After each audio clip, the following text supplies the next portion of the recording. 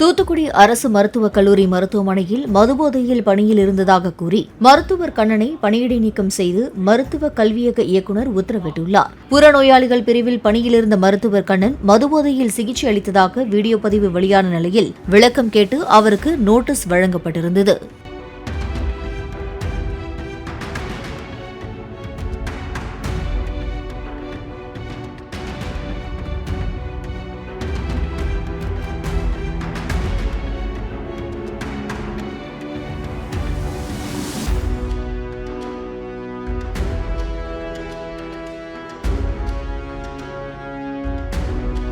Play store மற்றும் app ஸ்டோரில் இருந்து பாலிமர் செயலியை QR கோடு மூலம் பதிவிறக்கம் செய்யுங்கள்.